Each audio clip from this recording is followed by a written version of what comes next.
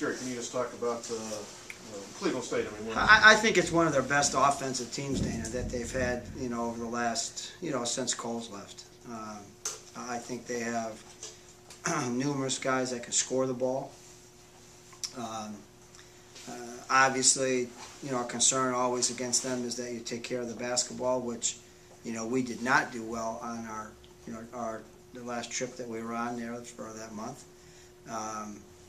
But you've got to be able to take care of the ball against them. And what makes them, I think, doubly dangerous this year is, and they have played so well lately, with wins against Kent and obviously beating Milwaukee and Detroit, is the fact that they can score the basketball. This is one of the most offensively gifted teams that I think that they've had. Coach, can you talk about their inside-out game, especially their bigs, which start their inside-out game and get it to guys like Forbes out front to start? Yeah, I mean, obviously Grady's a key to the game. I think he's, has a good feel in terms of being able to play in the interior. The couple of guys that I think have really, really helped them, is the Harris kid. I think he gives them a dimension that they have not had in the last couple of years, with a lengthy, long, kind of athletic four that can shoot it and put it on the deck a little bit. And then, the Trey Lewis kid, the transfer from Penn State, has helped them. So they've got some firepower. I mean, they can put 5 guys on the floor that can score the basketball. And, actually, I think we've been unique over the last couple of years because we can do that. And I think they have really stepped up their offense. I think they're still really good defensively. I'm not sure they're as great as they have been maybe in the past at the defensive end, but they are very, very dangerous at the offensive end.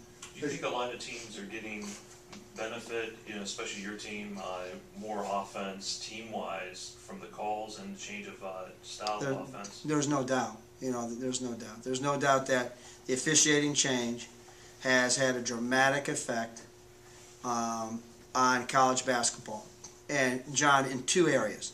One, 3-point shots attempts are lower than they've been in 4 years because of the fact that everybody's trying to drive it.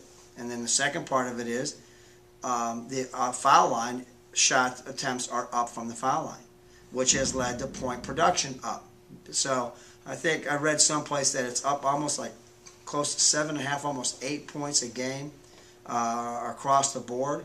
So that really has I think affected the college game. Now I will say this: it'll be interesting to see how long it lasts. Because last night I watched a bunch of those games on TV and it was a football game again. And I'm hoping that the officiating stays true to form because I think it's been good for college basketball. After 3 games in the league, are you pleased so far of the way it's been handled? Why do you do that to me? I mean, can you go a different way sure, with that sure. question? After the 3 games that you've played, I think the game are the referees doing what they're supposed to be There doing? you go. I can't answer that either. Okay. I think it's been more physical in league play than it has been out of league play.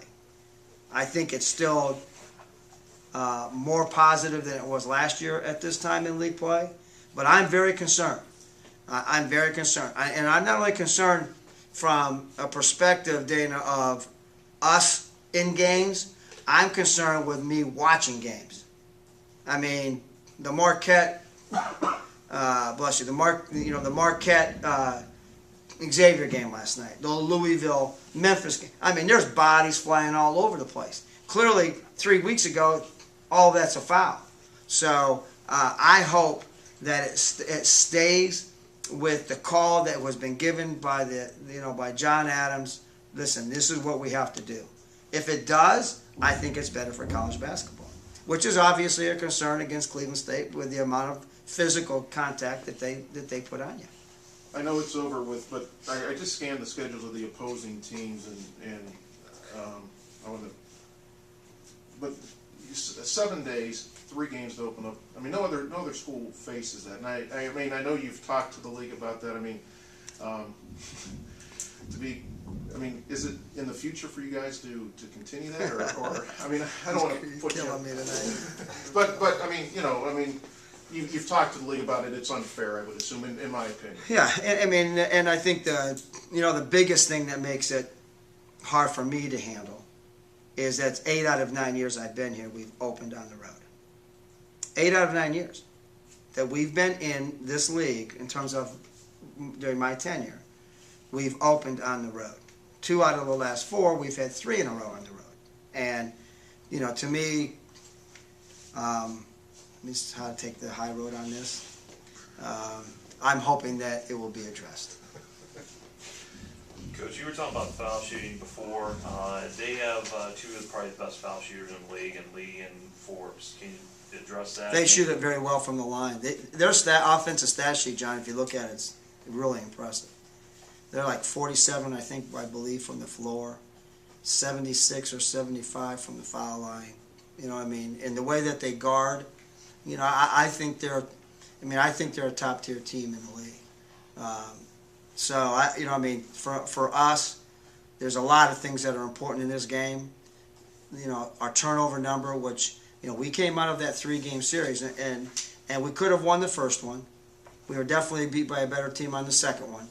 Obviously won the third one, but the stat line that was very disappointing, and one that we've talked about a lot, is during that stretch we've averaged a little over 13 turnovers.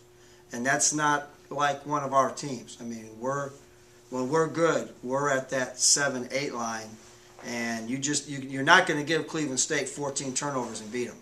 You're just not going to. But it is also important in that last minute not to give them as many foul shots, because That's right. You got to keep them off the foul line, and you got to take care of the ball. Is Grady their best, or Forbes, Lewis? How do you see that? Grady's their best inside player. I think Trey Lewis is their best player. I think he's better than Forbes. Obviously Forbes is a great shooter. And then, they have a nice mix. I think Lee's good. The other night, they beat Detroit, and I'm not sure Harris missed. I think he was 7 for 7. So, this is a very, very gifted Cleveland State team. I think it's their second best offensive team that they've had in the time that Coach Waters has been there. Off basketball a little bit, you got a new video room up there. How much is that going to help you guys? Everything that we've done, Dana, since I've been here, and I've obviously had a hand on how it looks and what we want, has been to do nothing but promote us in recruiting and to help us, and that goes for the redo of offices, the redo in the locker room, and I think that's the nicest video room in our league. I would hold that up against anybody in college basketball. It's, I thought, well thought out, well done. Obviously, Sports Information gets the benefit of it because of the fact that we'll be able to do some fun things there with live during the end of game stuff and that, and then that's where our guys are right now. They're up, being able to watch film, and we spared no expenses. It has television hookup in there. It has internet hookup. It's got 2 different sites that you can do all that out of. We really we're really proud of the way that room came out. Did you watch film like in the locker room then? Is that a little setup or? No, right here. Right here. Okay. Yeah. How would a win against an upper echelon team this early in conference play really set the tone moving forward? Well, you've been around me long enough to know that I don't. That UIC win was a big one for us. That was a long trip. We were stuck, literally stuck. Couldn't go outside. It was minus 15, 18, wind chill factor 20, 25. We had claustrophobia by the end of that trip, and we really played well against UIC. And I'm not sure how well we played. We just played hard. That game meant a lot to those kids, and those guys came out and they really, really played hard. So it's unique for us to have 5 days to prepare for Cleveland State.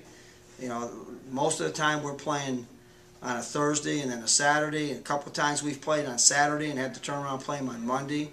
To have 4 days to kind of prepare a little bit for their pressure and their junk defenses that they play, I think's been a real positive for us. I don't want to say this is a critical homestand, but it's an important homestand. Important. I think that's fair. You know, obviously we've got 4 in a row. I told our kids today that none of that, the fact that it's home is guaranteed, it doesn't guarantee us anything. But you know, something happened in that UAC game. This group came of age a little bit. We were the first ones to the floor. We played tough. We played physical. That was positive for us. But we have them. I think Cleveland State and Green Bay are, I think, 2 of the most talented teams in the league. I think Valpo's good. I think Wright State's good. I've heard that they got the kid back that was suspended and stuff like that. So they're very, very talented. But I think Cleveland State and Green Bay are the most talented teams in the league. Coach. All right, thanks, guys.